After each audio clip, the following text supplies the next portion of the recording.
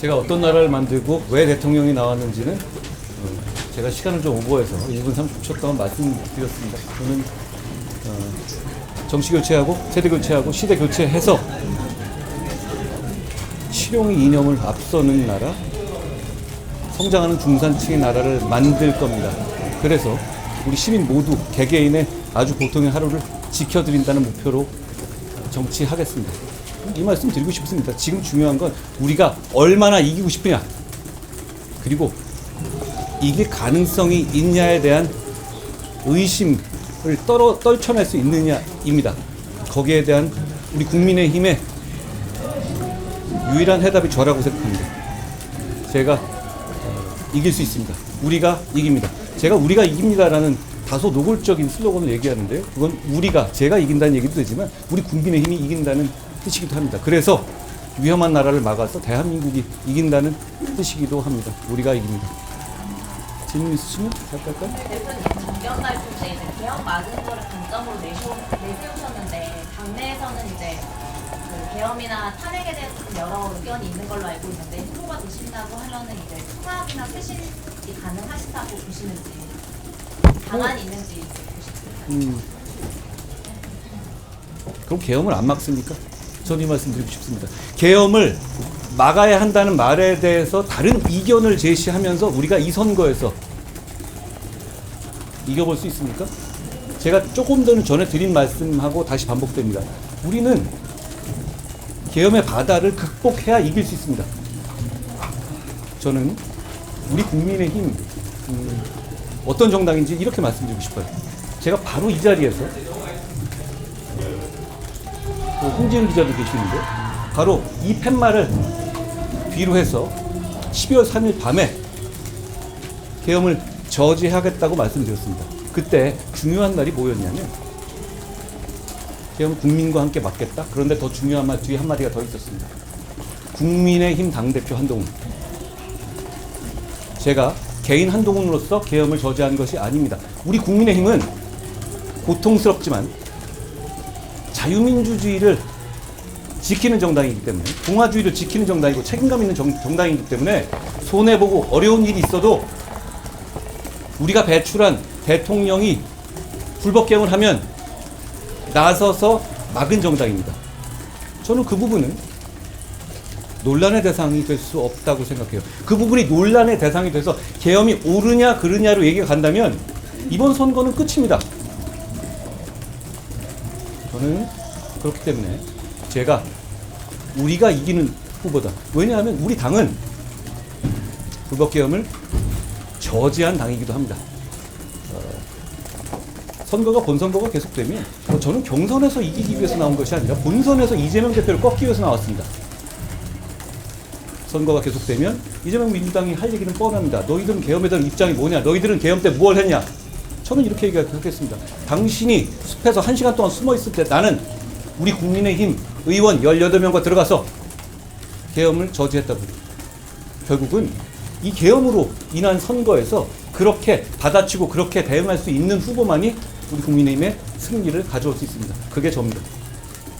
불법 계엄을 시도하는 것뿐이 아니라 당원이신데 거취 문제에 대해서 정리를 하고 가셔야 계엄을 받아요. 제가 그 말씀드리죠. 제가 당대표 있을 때 윤리위에서 제명을 지시한 바 있습니다. 저는 지금 와서 얘기하는 분들은 조금 뒤늦은 얘기 같아요. 이미 평당원으로 되셨잖아요. 그렇죠? 대통령도 아니고 저는 대통령 신분일 때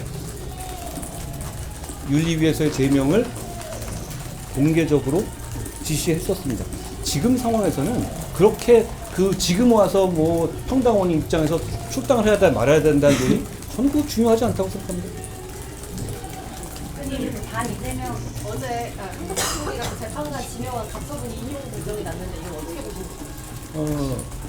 뭐 본안을 지켜봐야 되는 문제고요. 가처분의 문제이니까 거기에 대해서는 본안을 지켜보자라는 말씀을 드립니다. 다만 헌법재판소의 결정이라든가 이런 것에 대해서 그동안에 여러 가지 헌법재판소가 결정 과정에서 보여줬던 여러 가지 문제점 점들 때문에 국민들이 어떻게든 이건 정치적으로 뭐지 하는 해석을 계속 덧붙이고 있고 그게 설득력을 얻어가는 상황이 되고 있잖아요. 저는 그런 점은 우리 대한민국 위해서 불행한 일이다라고 생각해요. 당 이재명 디펜트론에 대해서 어느 정도 현실감이 있다고 궁금합니다. 괴물 정권이 들어서는 걸 막아야 됩니다. 그건 이재명이 싫어서가 아니라 대한민국을 사랑하기 때문에 막아야 하는 것이거든요. 그렇기 때문에 결국은 그건 대한민국을 사랑하는 많은 사람들이 결국은 마음을 모으게 될 거라고 생각해요. 그런데 지금은 우리 국민의힘의 경선에 집중할 때입니다. 다음 단계를 넘어서서 이 경선 자체의 의미를 퇴색시킬 필요는 없고 이 경선에 대한 국민의 집중을 약화시킬 필요가 없다고 생각해요. 하지만 모든 사람과 저는 대한민국 사랑하는 모든 정치 세력과 함께 할 겁니다. 오늘 그 총선 때그 국회 세종시 이전 공약도 말씀하셨는데 오늘 이재명 대표가 똑같은 공약을 내세워서 어떻게 보셨는지. 저는 일이 중요하다고 봅니다. 지금 어떻게 제대로 일하고 어떻게 국민을 위해서 일하고 어떻게 중산층을 강화할지를 고민할 때라고 생각해요. 지금 선거가 정상적인 선거였다면 그런 얘기 할 수 있을 것 같아요. 바로 그런 얘기가 중점으로 올라올 수 있죠. 그렇지만 뭘 하던 간에 6월 4일부터 대통령의 임기가 시작됩니다. 그럼 용산으로 안 들어갈 겁니까? 호텔에서 일할 거예요? 현실적으로 지금은 일이 먼저입니다. 그 이후에 여러 가지 용산에 대한 국민들의 감정이라든가 효율성의 문제, 지역 균형의 문제 이런 문제를 생각해서 그때 차차 논의해도 되는 문제라고 저는 생각해요. 지금은 그거보다 훨씬 더 중요한 나라를 위한 이슈들이 많다라고 저는 생각해요. 만약에 그러면 국민의힘 대선 후보로 만약에 되시면 만병 팩트를 먼저 주도할 수 있다는 의미로 해석을 해주세요.